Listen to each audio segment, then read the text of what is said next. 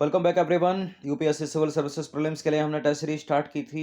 7 test अपने complete हो गए हैं। Practice set number 8।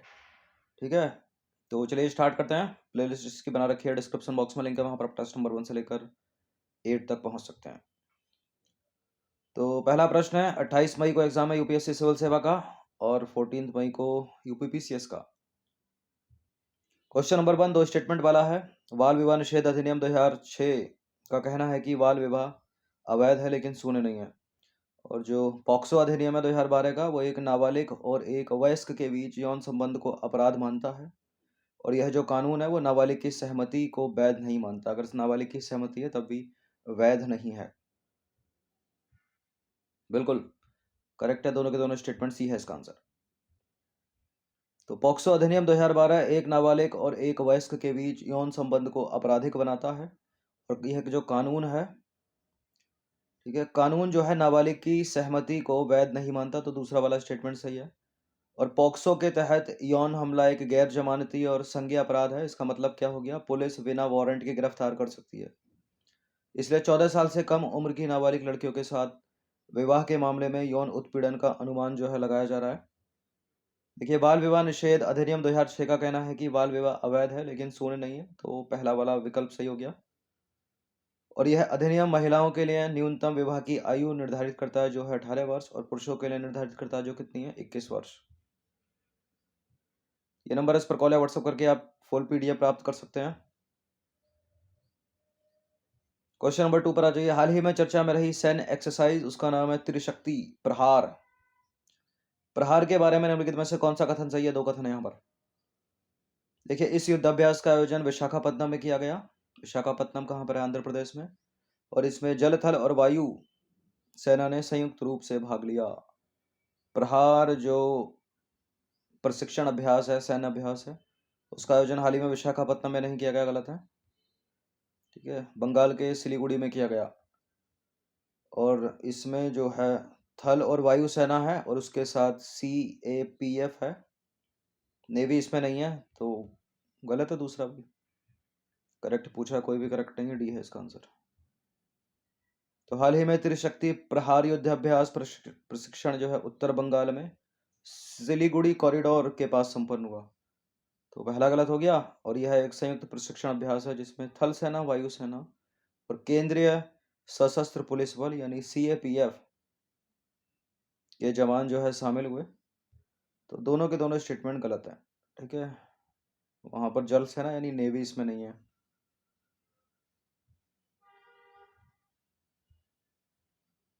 Question number 3 पर आ जाइए।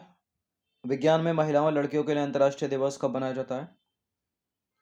विज्ञान में महिला और लड़कियों के लिए अंतर्राष्ट्रीय दिवस मनाया जाता है फरवरी में, 11 फरवरी को। Option number D.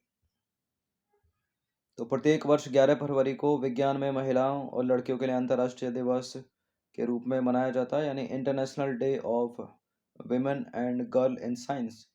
देखिए, वर्ष 2015 से ही इस दिवस को संयुक्त राष्ट्र के द्वारा हर साल मनाया जा रहा है। इसका उद्देश्य है विज्ञान और प्रौद्योगिकी के क्षेत्र में महिलाओं की भूमिका पर प्रकाश डालना।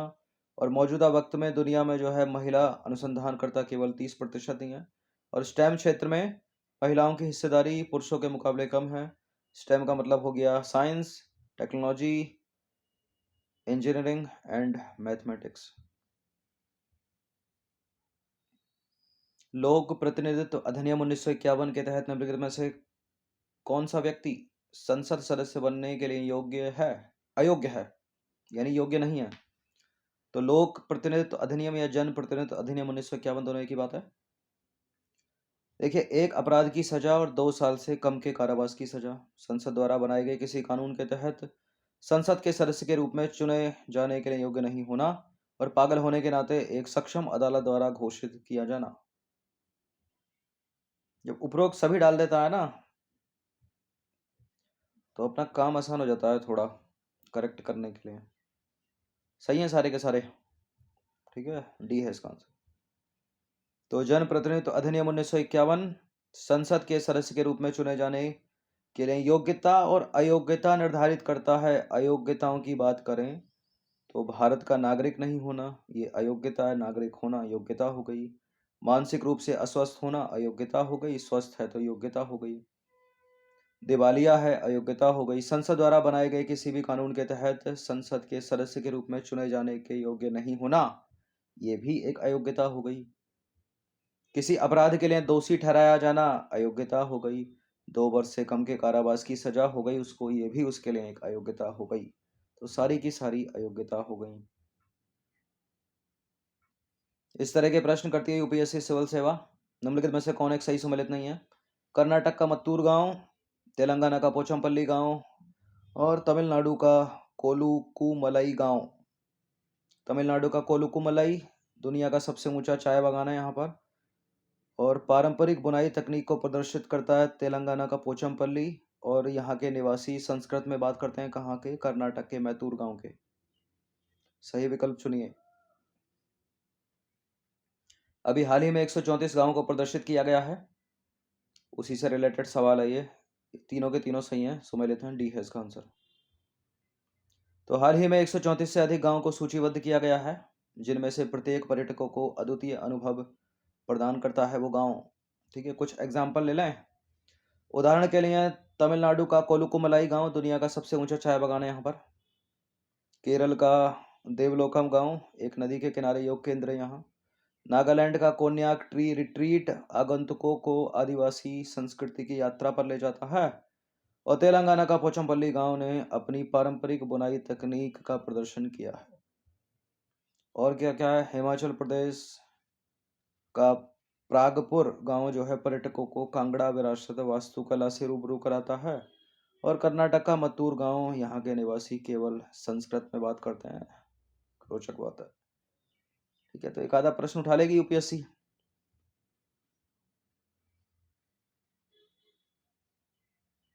क्वेश्चन नंबर 6 पर आ जाइए। भारत में अंगदान के बारे में विचार कीजिए। चार चार स्टेटमेंट है। देखिए, भारत हर साल दुनिया में तीसरा सबसे अधिक प्रत्यारोपण करता है। और भारत में अंगदान अधिनियम द्वारा, भारत में जो अंगदान है वो अधिनियम द्वारा विनियमित है। मानव अंगों और ऊतकों का प्रत्यारोपण अधिनियम 1994 यह है। और तीसरा है कानून जो है मृतक को और जीवित दोनों दाताओं को अनुमति देता है कि वह अंगदान करें। और यह मस्तिष्क मृत्यु को मृत्यु के एक रूप में भी पहचानता है। बताइए। सारे सही हैं। ठीक है, चारों के चारों करेक्ट हैं। सी है इसका आंसर, क्योंकि सी में है 1 2 3 4 वाला स्टेटमेंट। तो भारतवर्ष हर साल दुनिया में तीसरा सबसे अधिक प्रत्यारोपण करता है। ठीक है, पहला वाला सही हो गया। पहला यही सबसे अधिक होता तो गलत हो जाता। तीसरा सबसे अधिक। भारत में अंगदान जो है अंगों और ऊतकों के प्रत्यारोपण अधिनियम 1994 द्वारा बने हुए थे, तो दूसरा वाला सही हो गया। देखिए, कानून मृतक हो या जीवित दोनों दाताओं को अपने अंग दान करने की अनुमति देता है। और यह मस्तिष्क मृत्यु को मृत्यु के रूप में एक रूप में पहचानता है। यह मस्तिष्क मृत्यु को मृत्यु के एक रूप में भी पहचानता है। तो चौथा वाला भी सही है। सारे सही हैं।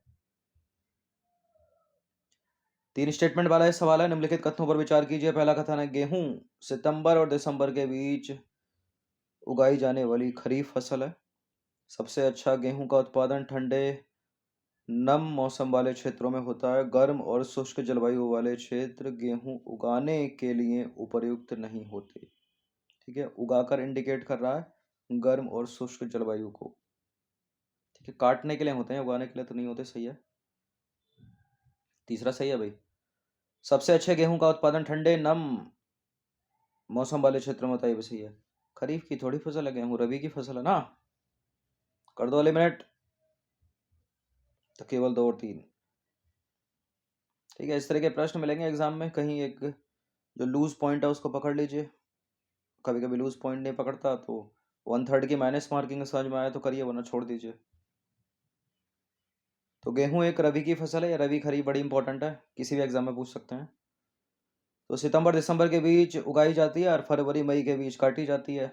यानी उगाने के लिए चाहिए ठंडी जलवायु और काटने के लिए शुष्क और गर्म।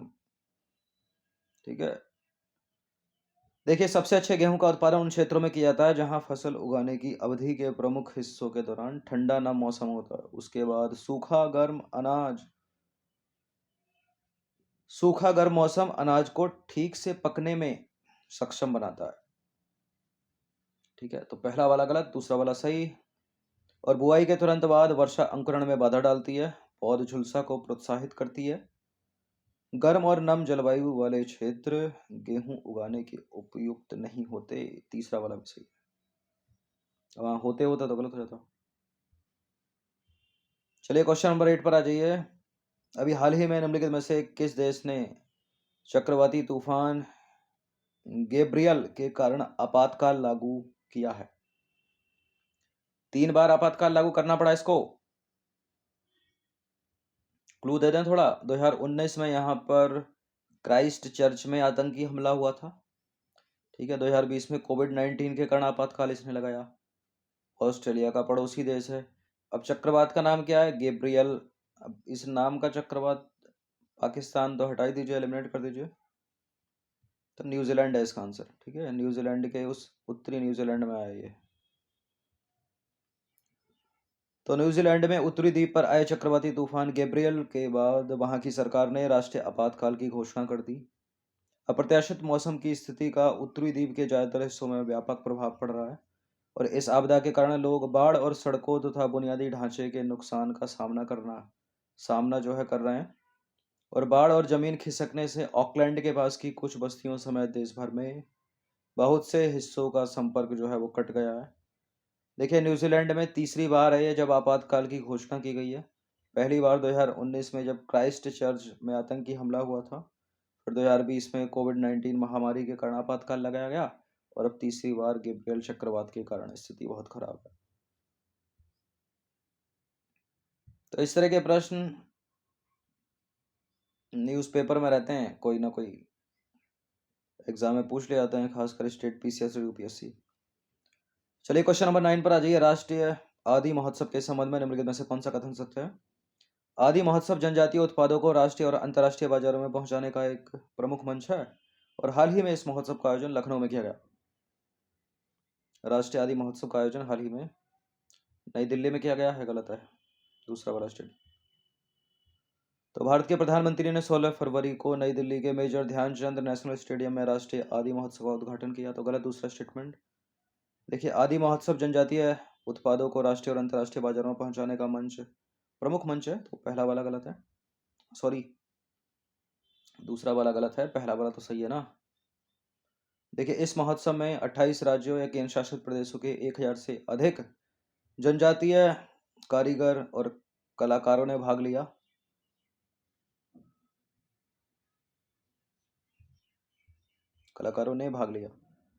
देखिए, ट्राइफेड जो है वो जनजातीय उत्पादों में गुणवत्ता और समकालीन डिजाइन सुनिश्चित करने के साथ साथ उसकी मौलिकता को बनाए रखने के लिए शीर्ष डिजाइनरों के साथ काम कर रहा है, ये भी याद रखिएगा। चलिए क्वेश्चन नंबर 10 पर आ जाइए। क्वेश्चन नंबर 10 है एक तरह से नैनो टेक्नोलॉजी। चलिए, तो 10वां प्रश्न, कैंसर थेरेपी का लक्ष्य शरीर की स्वस्थ कोशिकाओं को नुकसान पहुंचाए बिना कैंसर कोशिकाओं को नष्ट करना है। और दूसरा स्टेटमेंट है, कैंसर के उपचार के लिए अनुमोदित कीमोथेरेपी विभिन्न लाभ प्रभावों के साथ अत्यधिक सुरक्षित होती है। उपरोक्त में से कौन सा गलत बताना है?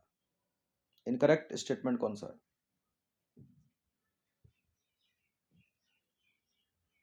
देखिए, कैंसर थेरेपी का लक्ष्य शरीर की स्वस्थ कोशिकाओं को नुकसान पहुंचाए बिना कैंसर कोशिकाओं को नष्ट करना, बिल्कुल सही है। कैंसर के उपचार के लिए जो अनुमोदित कीमोथेरेपी है वो विभिन्न दुष्प्रभावों के साथ है, ठीक है, और सुरक्षित नहीं है, ठीक है, फिर भी इलाज हो रहा है उससे। तो करेक्ट है पहला स्टेटमेंट, गलत ढूंढना है तो केवल 2 इसका आंसर हो गया। तो कैंसर थेरेपी का लक्ष्य शरीर की स्वस्थ कोशिकाओं को नुकसान पहुंचाए बिना कैंसर कोशिकाओं को नष्ट करना है और कैंसर के उपचार के लिए अनुमोदित जो कीमोथेरेपी है वो विभिन्न दुष्प्रभावों के साथ अत्यधिक विषाक्त होती है, ठीक है। तो क्या निष्कर्ष निकलता है इससे? एक प्रभावी लक्षित दवा वितरण की आवश्यकता है, ठीक है। तो 10 प्रश्न ऐड किए गए थे, इनकी प्रैक्टिस कर लीजिएगा। इन सभी टेस्ट का फुल सीरीज भी प्राप्त कर सकते हो नंबर इस पर कॉल या व्हाट्सअप करके। हर दिन प्रैक्टिस करते रहिए। धन्यवाद।